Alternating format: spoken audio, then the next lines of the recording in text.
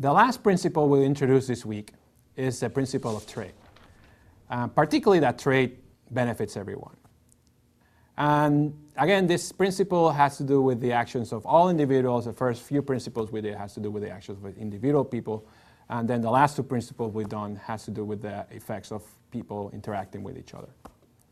Now, there's two main major benefits of why trade is good, or why trade benefits people. The first one has to do with specialization, so it's not that difficult to understand holistically. Again, let's explain it with an example. Say that you have a friend and you guys are going to organize a birthday party for a third person. And let's assume that you, the person kind of like the lead organizer, you're very good at cooking. You cook very well and very fast. And you're also very good at cleaning the house. You clean the house very good and very fast. And these are the main two things you have to do to organize this party. You have to cook food for your friends, and you have to clean the house so people find the house clean when they come to visit the house. Now, your friend here, John or Roger, whoever, is going to help you, or is offering to help, but he's actually very bad at both things. He's actually not... he cooks okay, but he cooks really slowly, and he's also not very good at cleaning the house. Particularly, he takes a long time to clean the house. The question is, you have only 2 hours to plan this party. Should you actually accept the offer that John is giving you? Now, a lot of people at first sight will say, well, clearly no, because why would I spend time, why would I spend my, if John is not as good as I am at doing both things, I'll probably not gain anything letting him help him. But that's not, if you think about it, that's not the best answer, because the best answer will be that since your time is limited, you probably should spend the time doing that thing that you're even better at, and let John do the other thing. Meaning that, say you probably, you're very good at cooking and you're very good at cleaning, but most likely you're better at cooking than you are cleaning, or better at cleaning than you're cooking, right? Among yourself, you're probably better at one of those two things, right? So suppose that you're actually a great cook and you clean well, but you're not as good at cleaning as you are at cooking. Wouldn't it be better if you spend your time cooking? That way you can make the most. People will eat the best food and really fast. And then John has the 2 hours to clean. So he can be slow, but he has the 2 hours to clean. So now you have your 2 hours that you can spend them completely on the thing that you are the best. And John takes a little more time, but he has the 2 hours to do it. So if both of you do all the things in together, the house will be clean and people will eat the best food. If only you have to do it, then people will not eat as good food, because you're going to have to sacrifice some cooking for cleaning, right?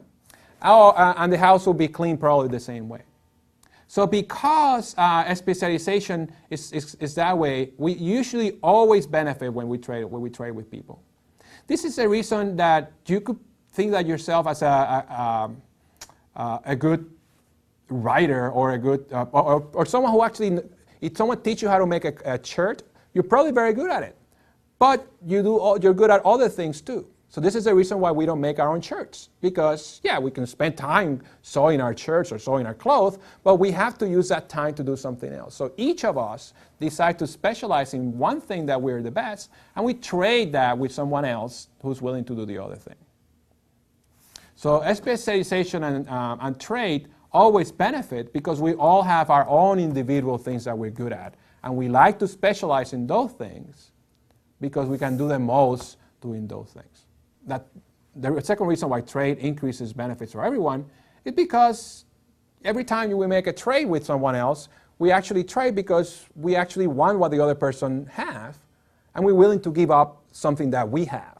And when that happens, there's value created. Automatically, there's value created, there's happiness in society. Now, how that works and how is the case, the best way I can explain this to you is by letting you watch how I introduce this in my regular class with my students during class. Let you see that, and then we can come back and kind of discuss what happened during that game. All right, so here's what we're going to do. In a moment, I'm going to give them, well, let me do that first. I'm going to give them, each of them, a present.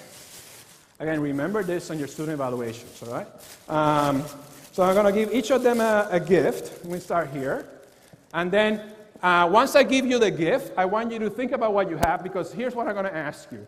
I'm going to ask you your name. I'm going to ask you to describe the gift you got to the class. And then I'm going to ask you to give a number from 1 to 10 to the gift you have. 10, I really, really like this. 1, this is crap. I don't like it at all, right? So when I give you the gift, think about the number you want to give it. All right, here you go. And that's yours. I have this nice thing for you here. Oh, this is nice, cute. And I have between, this one, you got the Vaseline here, nice. And then I'm going to start here. This is all the gifts are very random. You got that. Nice. All right, you got that. Here's yours. Here's yours. And here's yours. All right. So, and then I want someone out here. Let's see, who's good with math out here? Why don't I have you here? I think you're in the front. You're not very good with math. All right. Why don't I have you? Here's what you have to do, right? It's very, very hard. Every time they say a number, you add it up, right? So you're going to add the numbers up, and you tell me the total. That's you can do that? All right, well, you're not making it. So why don't you back her up, right? So, and we all keep a track on your mind, right? All right, so I'm going to start here with the guys who have more time to your name, describe what you got in whatever detail you want, and then how many points you have, all right? I'm John. I got a pink razor.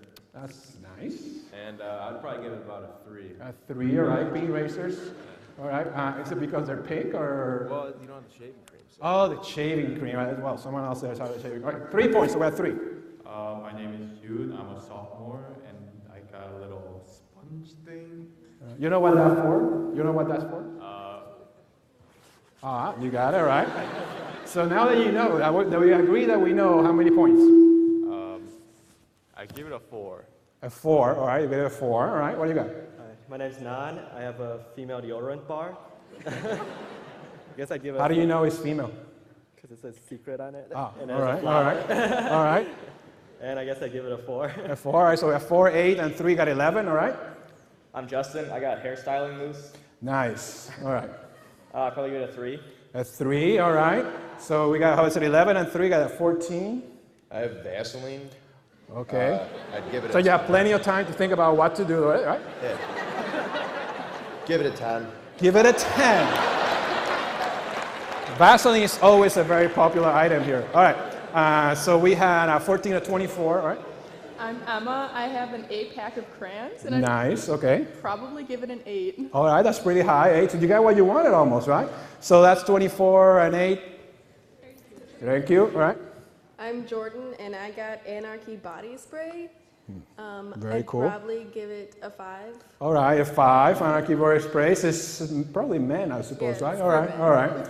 So let's keep it score 32, 37, all right? I'm Raven, and I have men's shaving cream. Oh, he wanted some shaving cream over there, all right? So what do you give that? A 2. A 2, all right. So it's not completely useless, right? All right. So what was? Very good, all right. My name is Mardisa. I got some men's boxers. Nice. And they're Christmas, by the way. With tools. Yeah, I bought it. They were on sale. That's why I bought it. Clearance. Yes.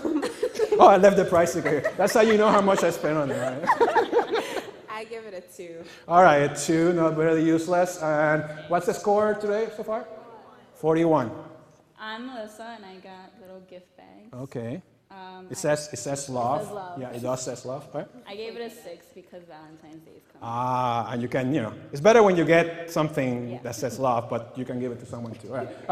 All right. So here's what the tally was. 47. So here's what I want you guys to do. I'm going to give you 30 seconds so you can trade your gift with someone else to see if you can get something better. All right? I'm going to give you 30 seconds, trade it, see if you can get rid of what you have, particularly those who give low numbers, and then I'll ask you again. All right, so go for it.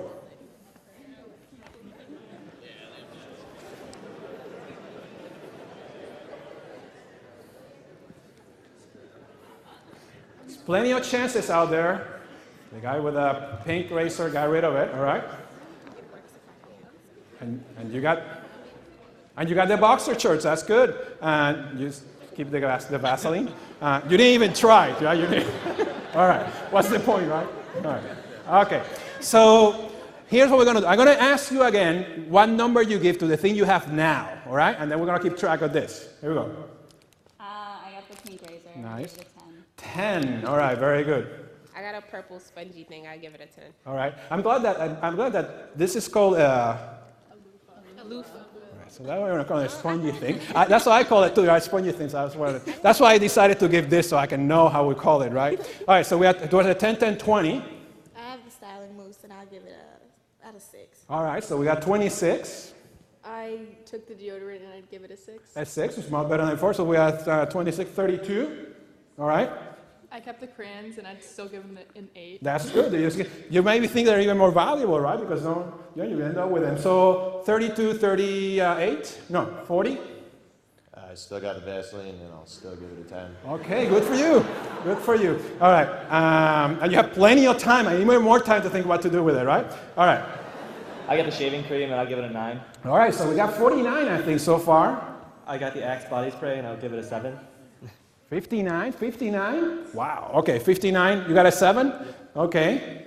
63. I got the mistletoe boxes and Nice. And yeah, they were in clearance. Yes. I give it a 7. All right, very a 7. All right.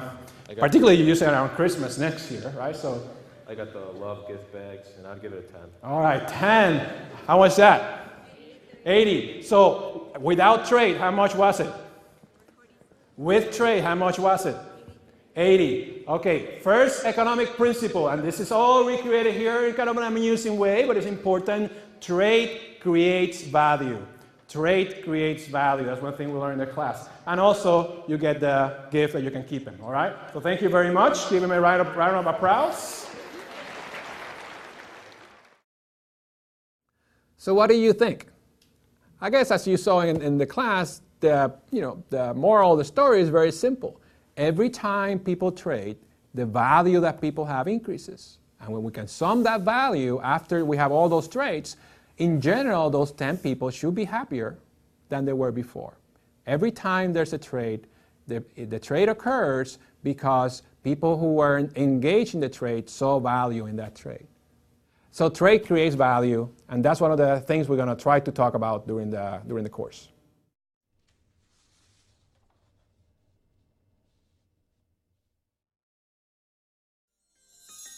Produced by OCE Atlas Digital Media at the University of Illinois, Urbana-Champaign.